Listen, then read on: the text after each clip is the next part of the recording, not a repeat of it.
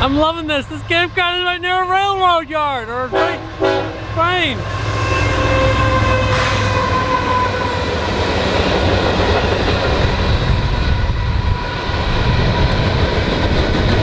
And we're on the Erie Canal. Railroads and maritime. I just need aviation.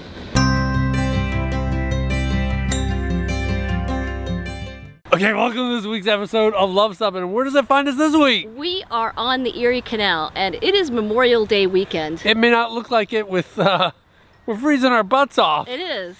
It's in the 40s and 50s, windy, rainy, and we're having a wonderful time because when you've got your Luv Sub back after so many months of it being gone, you don't need great weather. All you need is proper clothing. Well, what's interesting is that we made these reservations here last minute. Yep. And so it's incredible that over the Memorial Day weekend that they actually have spots available. Yes. And this campground is right on the Erie Canal. Yes. And it's also a marina. Yes, and we always like to show you different campgrounds. You know, it's not just all KOAs and national parks and state parks. There are things like this, which is a City of St. Johnsville, New York, city park and marina. Yes, and they offer full hookups, but unfortunately we didn't quite get that. Yeah, we'll go over that later on in this video, but we'll talk about the campground, we'll look at a nice place for breakfast, and talk about the marina a little bit as well. Come on along with us. This is the week's episode of Luv Subbin. Clearance here looks pretty good. It's not marked, so it's going under the turnpike, the throughway, I should say. So we're about to approach the canal. This will be a first, a campground on the Erie Canal. Marina campground, what could be better? So we're going to cross this bridge and it's going to be on the other side. And there you are, Erie Lock 33. Erie Lock 33? Yep. There it is. That's going to be our turn right here.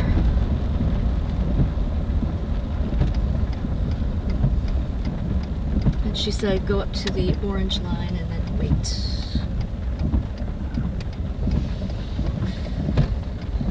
And you can see the canal. Marina and canal. That looks like our yellow line to wait. Yep.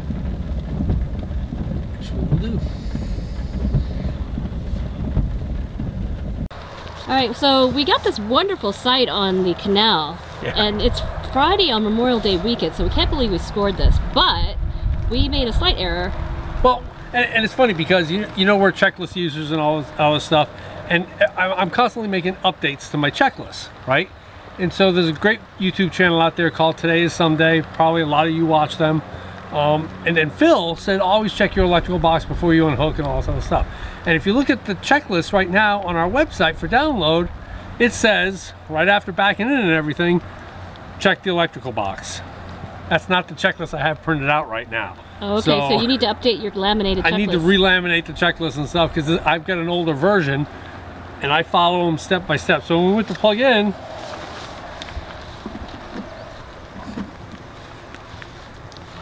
reverse, open, neutral. Okay.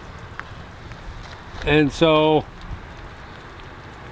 hot, reverse, hot, neutral, reverse. Yeah, so we had the campground host come by and she had an electrician come by, and it's Friday on Memorial Day weekend. Yeah, it always happens on Memorial Day. And so he said there's nothing he can do until tomorrow morning, so we're going to be sort of semi-boondocking tonight. And it's raining, but we're going to try to gather up any solar we can, and we probably will run the heater sporadically. Yep. What are we looking at here? So this is why you should always test your water pressure and put a water pressure reducer here, because you can blow up hoses. Everybody says, oh, you've got one in your rig. That is true, but you don't have one from here to your hoses, and I've blown up a hose with high water pressure. Let's test this water pressure. Watch this. You got it? Yep. Is it going to spew out? Oh, it's 100 something. It blows it right off. It's out of scale. Oh, that's good. Wonder if it has anything to do with the water treatment plant behind us. Oh my goodness. Well, I think we might be running off the water pump. Yep. For the time being anyway. That's all right. We've been doing that for the last 6 days anyway. But you know what? That's why you show up with full water too. It's why you show up with full water, and you know what? It's just camping. Right? Yep.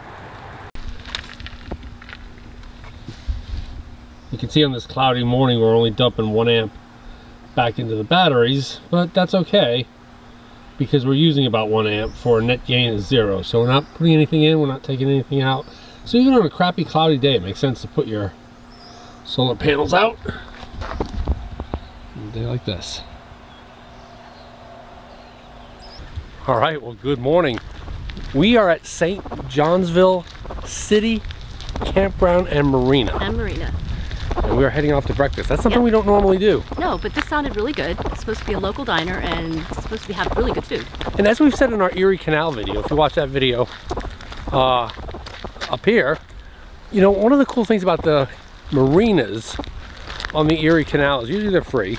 Yes. And they're supported by the town so that the people who are docking there will go use the town facility. So there's always something to walk to.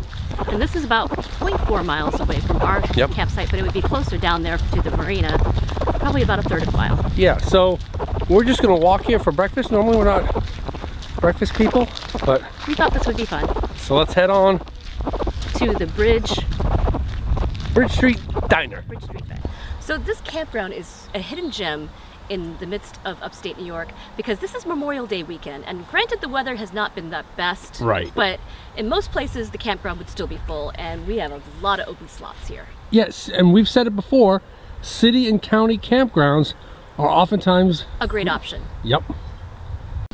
So we are here at the Bridge Street Diner. It's not a far walk from this little bridge here, so I would say maybe 1/3 of a mile from the campground. Easy walk. Easy walk. It reminded us of when we had our boat. Yep. We would have to walk into town all the time. Yeah, we did. So this is going to be fun. We're going to enjoy this.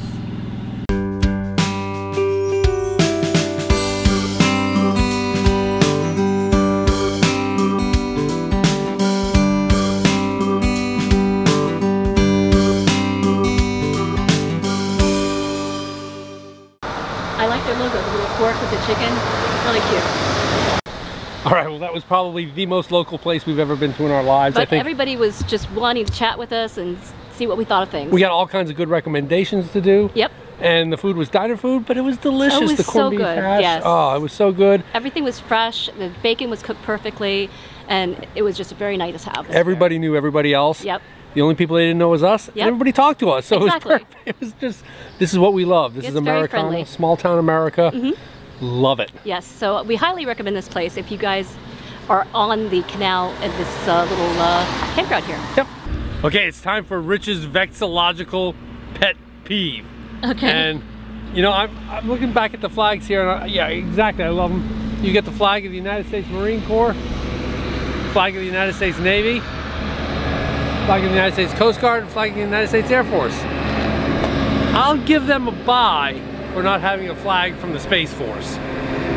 But you need a flag of the United States Army. The senior service of our nation, you need one of the Army. Well, to give them credit though, I mean, it looks like there's a flagpole that's missing there. We'll have to explore. There's a gap. So maybe that one broke.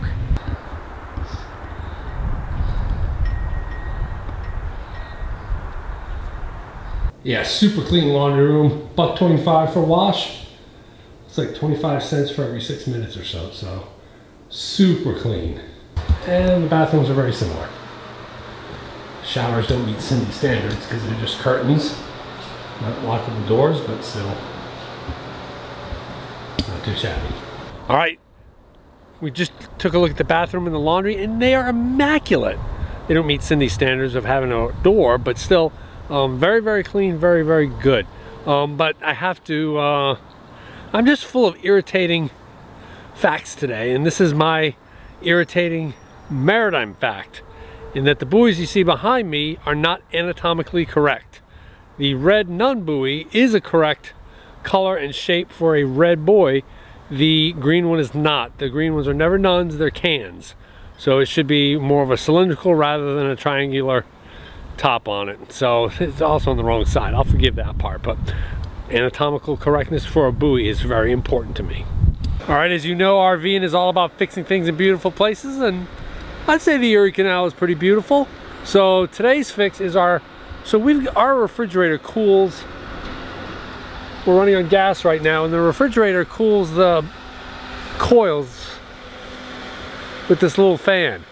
And the thermal switch stopped working, and it would never come on.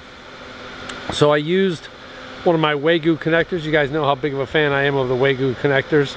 Connected it to the battery so that it runs non-stop. So it's always running. The drain is like 0.2 amps, so it's almost nothing. It's even though we're boondocking right now, so it's running continuously, but that's keeping the absorption, the cooling, where it cools the gas there nice and cool. So you can see I'm gonna go ahead and take that off, give it to Cindy, and she's gonna look up the part.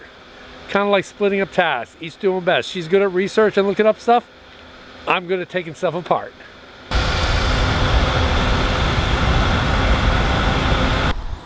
All right, you can see here what broke is the little clip thingy right here.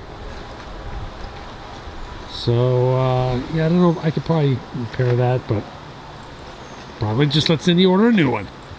Okay, so did you find one? I think I did. So it's very helpful to know the name of the part.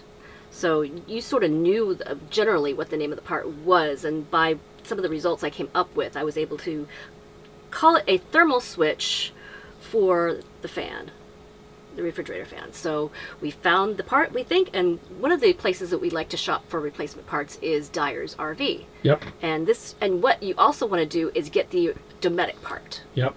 You can find cheaper quote-unquote replacement parts on Amazon, and it's 50-50 whether they're actually going to work as required or not. So rather than risking it not working at all, we're going to get the Dometic part, and we're going to order it from Dyer's RV. Right. And the key point here is that, you know, so many people think, oh, I got to go to an Airstream dealer, I got to go to an Airstream. No, you don't have to do that. Except for things like cabinetry, shelves, windows, stuff like that, panels. But for any of your appliances, your parts, 100% any RV dealer will have those. And like Cindy said, the thing about getting the Dometic one is we're pretty sure A, that the mounting holes are the same size. Yes. And B, that the thermal cutoff will be the same setting. So we don't want it going off too much, and we don't want it going off not enough. Correct. All right, you got it right there. Let's see. And there it is. All right, good job, C. So add to cart. You guys like to know the game I play with the Instagram versus reality shot, and here's the Instagram shot. Beautiful Lake Erie Canal, backed up right to it. If you had a hatch, this would be wonderful. Wastewater sewage treatment plant. But it doesn't smell bad. So it's infrastructure. And we love infrastructure, so we've been trying to figure it out. But yeah, reality, Instagram, sewage treatment plant. And there you can see the sub. Awesome.